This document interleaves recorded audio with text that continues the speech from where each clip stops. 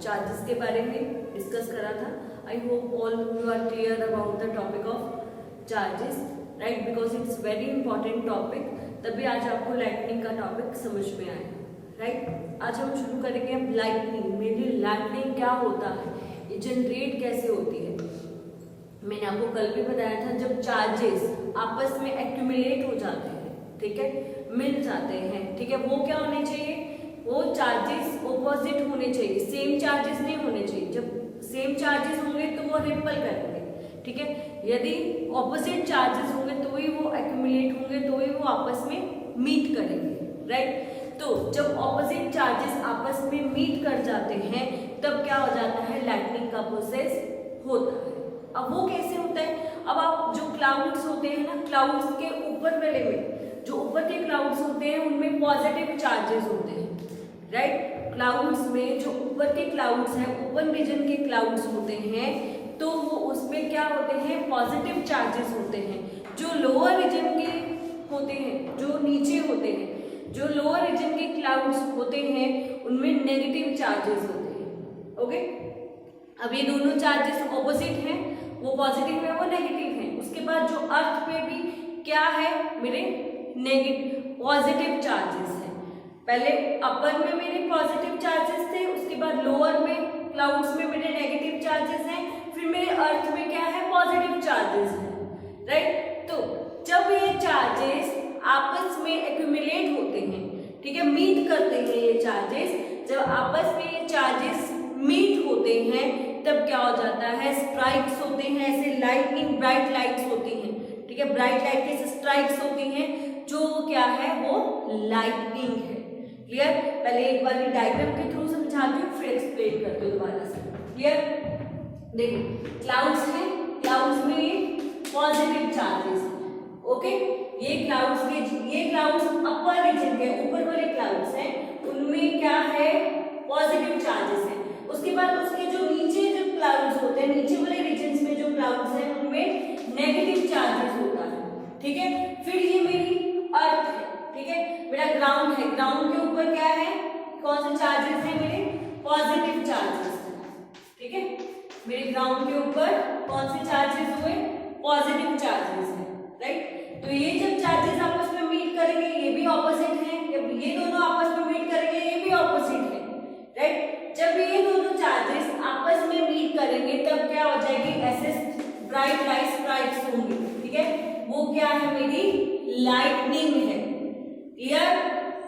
जब opposite charges आपस में मीट करते हैं तो ब्राइट लाइट स्ट्राइक्स होती हैं, वो क्या है, मेरी लाइटनिंग है, ठीक है। और लाइटनिंग के कारण ही क्या होता है, इलेक्ट्रिकल डिस्चार्ज। लाइटनिंग ही क्या है, मेरा इलेक्ट्रिकल डिस्चार्ज है, राइट। क्योंकि जब ब्राइट लाइट्स ऐसे हो रही है, लाइटनिंग हो रही है, तो वही मेरा क्या है, इलेक्ट्रिकल डिस्चार्ज, राइट। तो देखो positive charges collect near the upper edges of the cloud.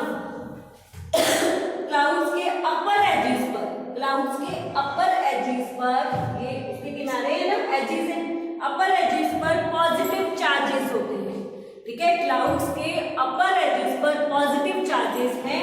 उसके बाद negative charges accumulate near the lower edges. अब जो लोअर एजेस है, ठीक है, जो नीचे वाले क्लाउड्स है, लोअर एजेस हैं, तो वो क्या है, उसमें क्या होता है, नेगेटिव चार्जेस होते हैं।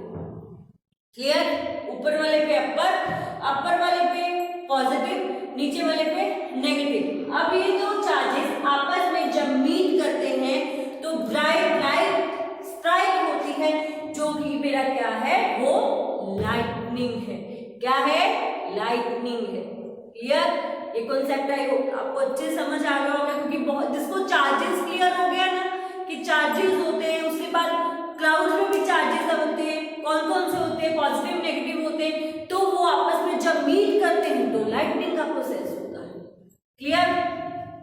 उसके बाद अब जो लाइटनिंग को ही, जो मेरा ये लाइटनिंग है वही मेरा क्या है, इलेक्ट्रिक डिस्चार्ज है।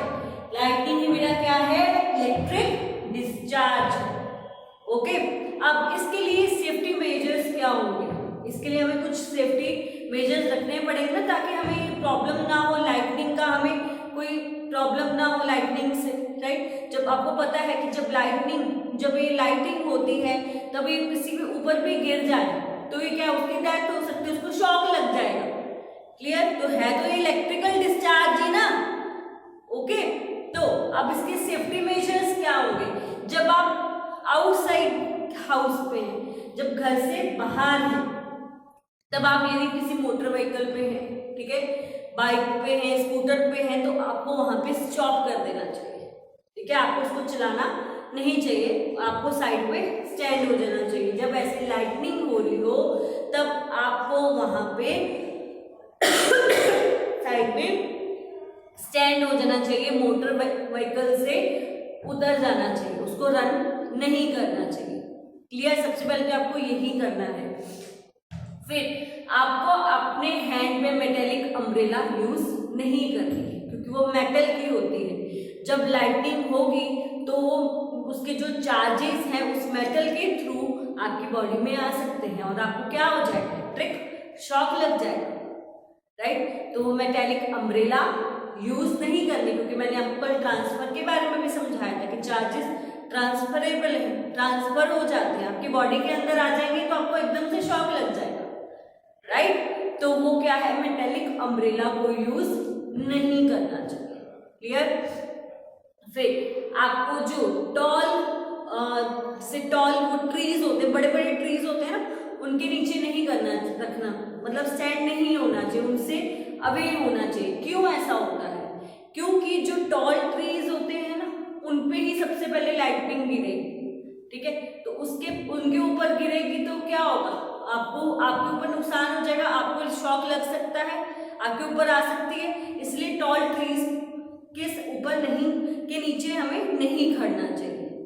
ठीक है, फिर उसके बाद यदि आप अब बाहर हो तो आपके वो पोल्स लगे होते, खंबे लगे होते, इलेक्ट्रिकल पोल्स होते हैं, उनसे दूर होना चाहिए। आप उनके पास बिल्कुल नहीं खड़े होना चाहिए, जिससे आपको भी क्या लग सकता है? शॉक लग सकता है। ठीक है, यदि आप पानी के अंदर हो, बाय चांस लाइटनिंग हो रही है और पानी के अंदर हो, आप बाहर कभी आप रिवर्स में गए हो, कहीं पे भी गए हो, तो इमीडिएट आपको पानी से बाहर आ जाना चाहिए। ठीक है, क्योंकि वहां पे तुम्हें क्या हो जाता है? वाटर में क्या आ जाता है? वाटर कंडक्टर है। ठीक है, इलेक्ट्रिसिटी का वो क्या है? कंडक्टर है, जिससे आपको वाटर में क्या आ सकता है? करंट आ सकता है, जिससे आपको इलेक्ट्रिक शॉक लग सकता है। क्लियर? इसीलिए ये सब प्रिकॉशंस, जब आप आउटसाइड का हाउस है तब ये प्रिकॉशंस आपको लेने हैं। जब आप इनसाइड द हाउस है तब आपको सबसे पहले जो आपके इलेक्ट्रिकल अप्लायंसेस हैं उनको अनप्लग कर देना चाहिए, प्लग हटा देना चाहिए, क्योंकि वहां पे भी क्या करंट आ सकता है। क्लियर? आपको बात नहीं करना चाहिए, वाटर में भी क्या हो सकता है? करंट हो सकता है। ठीक है, फोन की वायर्स, टेलीफोनिक वायर्स जो होती है उनको यूज नहीं करना चाहिए, उनको भी उनका हटा देना चाहिए या उनको टच नहीं करना चाहिए, क्योंकि उसमें भी क्या हो सकता है?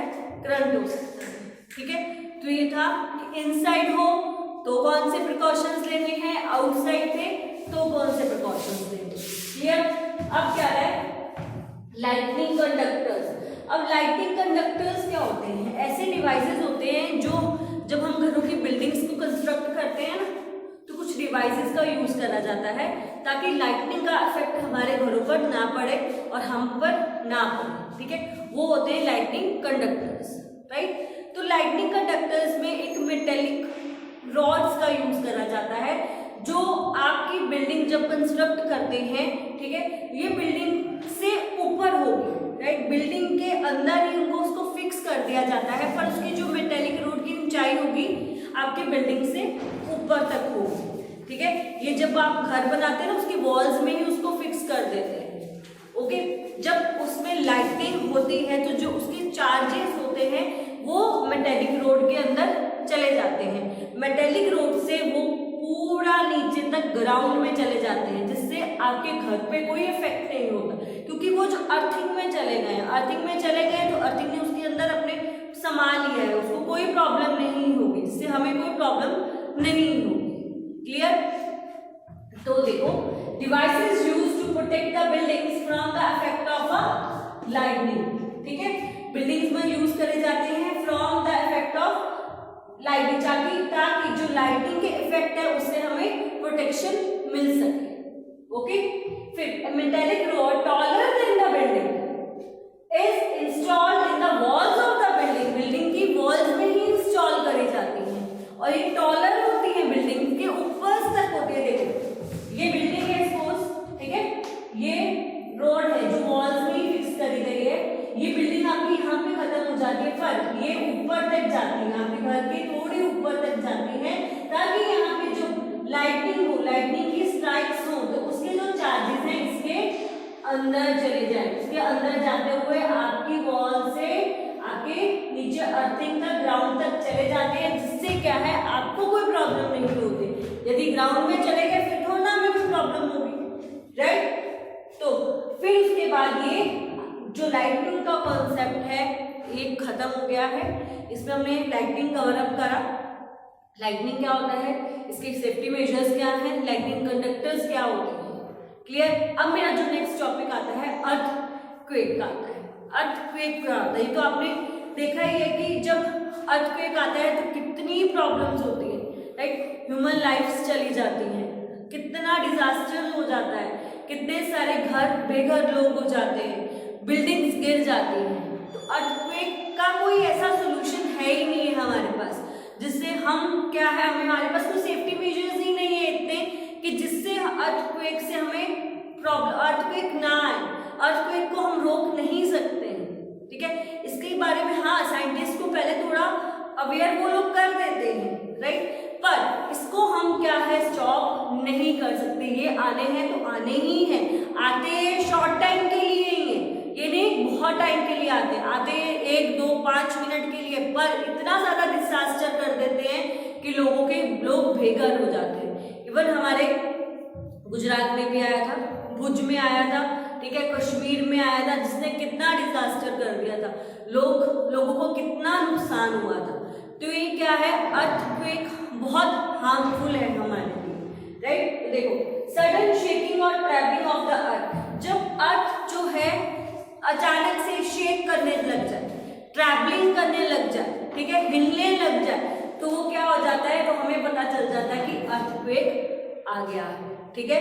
ये बहुत शॉर्ट टाइम पीरियड के लिए आता है और शॉर्ट टाइम के लिए आता है, नुकसान बहुत ज्यादा करके जाता है, लोगों को बहुत प्रॉब्लम्स होती हैं, ठीक है। तो जब अर्थक्वेक के साथ क्या आता है, वाटर भी साथ में आता है। कई बार जब अर्थक्वेक के साथ वाटर भी आए, ठीक है, ये फ्रिक्वेंटली नहीं आते हैं, ये फ्रिक्वेंटली नहीं आते हैं, ठीक है। ये नहीं कि ये हर 1 महीने बाद आ जाएंगे, ऐसा नहीं होता, आते टाइम बाद है, पर जब आते हैं तो बहुत डिजास्टर करके जाते हैं, बहुत प्रॉब्लम्स होती है, क्लियर। फिर जब इनके साथ ओशियंस, रिवर्स का पानी भी आ जाता है, तब क्या हो जाते हैं, सुनामीज आ जाती हैं, फ्लड्स आ जाते हैं, क्लियर। तो ये था अर्थक्वेक क्या होता है, जब शेकिंग और trembling of the earth, that is known as the earthquake, तो हमें पता चल जाता है अर्थक्वेक आ गया है, क्लियर। और इसके आगे है वो हम नेक्स्ट वीडियो में डिस्कस करेंगे।